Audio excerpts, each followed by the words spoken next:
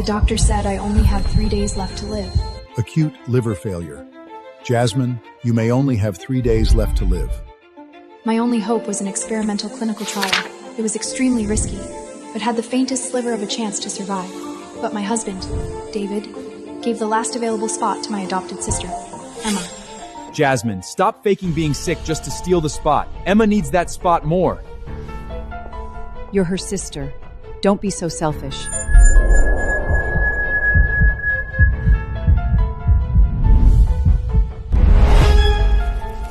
Emma's condition is still in its early stages. Yours is already critical. This is the right decision. Emma deserves to live. So I signed the papers to forgo treatment and took the high-dose painkillers prescribed by the doctor. The cost, my organs would shut down, and I would die. When I handed over the jewelry company, I poured my heart into, along with all my designs. To Emma, my parents smiled. Now that's what a good big sister should do.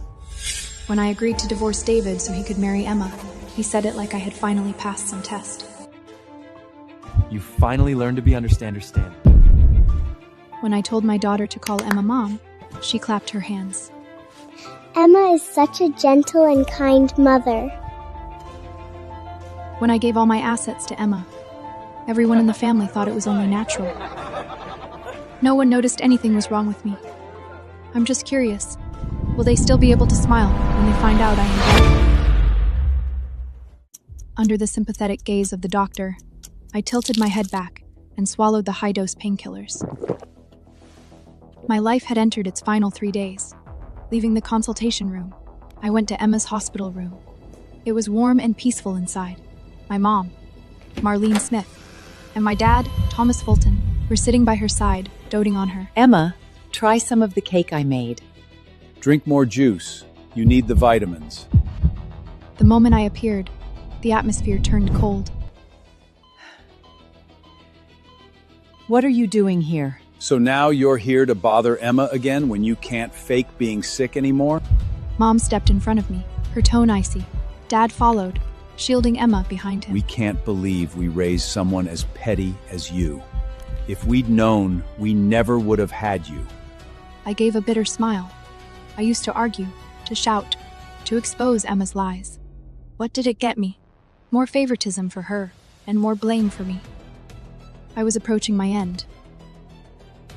What was the point of fighting anymore? It's good you're here. We need to talk. I smiled before he could finish, because I already knew what they wanted from me. I'll go first. The company, the patents, the design drafts. Emma's always wanted them, right? They're all hers now.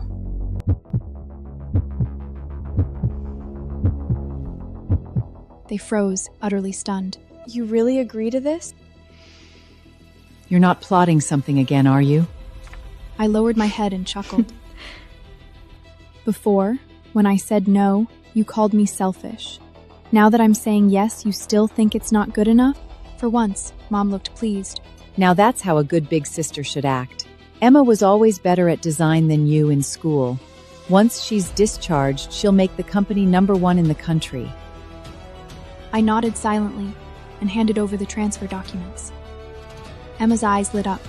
She grinned so wide, her face could hardly contain it. In this family, no matter how hard I worked, I was always the loser.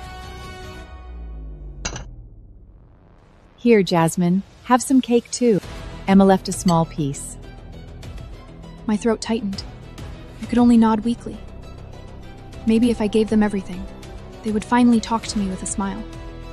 I wondered when they found out I was dead. When they learned what Emma had done, would they still be smiling? I discharged myself and went home. David White, my husband, and our daughter, Betty White, were making handmade chocolates, and an apple pie was baking in the oven. They were laughing happily, not noticing I had come in. It was not until David washed his hands that he noticed me. His smile vanished instantly. You should have called first. Beautiful godmother Emma, to our dearest Emma, may you always be happy.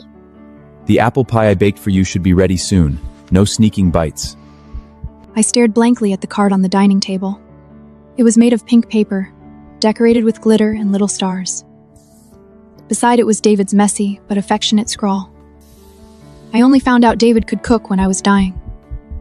While I was alive, I worked myself to the bone providing for this family, handling the money, the meals, the house.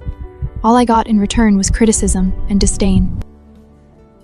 Before, I would have broken down, demanded answers, or picked a fight. At this point, I said nothing.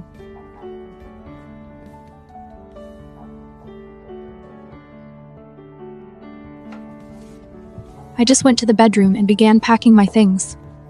Then David followed me, his voice lower than usual.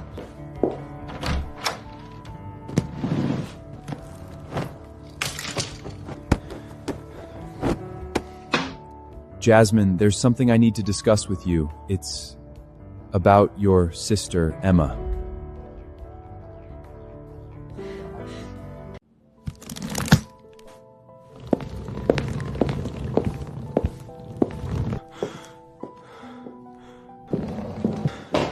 After her surgery, Emma's health has been really weak. My parents found a fortune-telling master back home. He said Emma has to get married to recover. They haven't found a suitable guy on short notice, so they want me to marry her first. They think it'll help her get better. You agreed to it?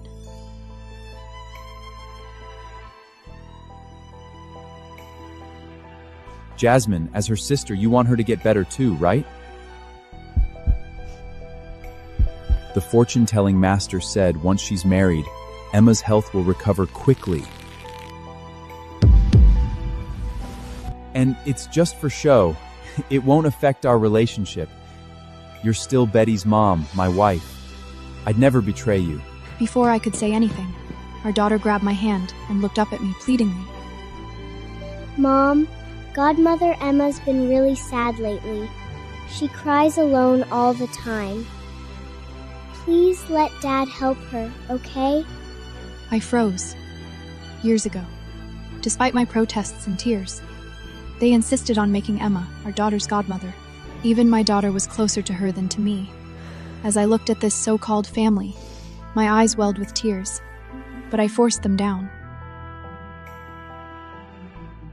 All right. As long as it makes you all happy.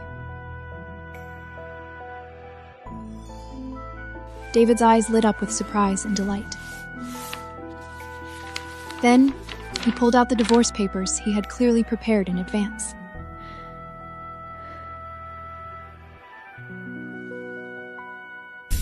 Just sign here. Mom, here's a pen. My heart sank.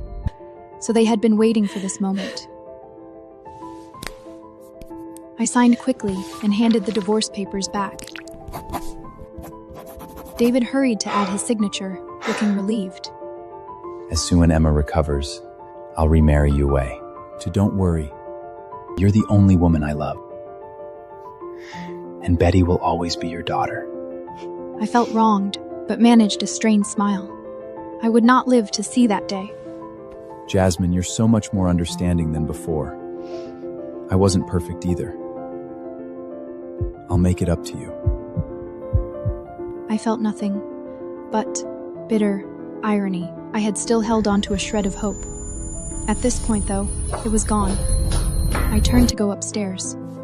Just as I lifted my foot, everything went dark. I could not catch my breath and collapsed.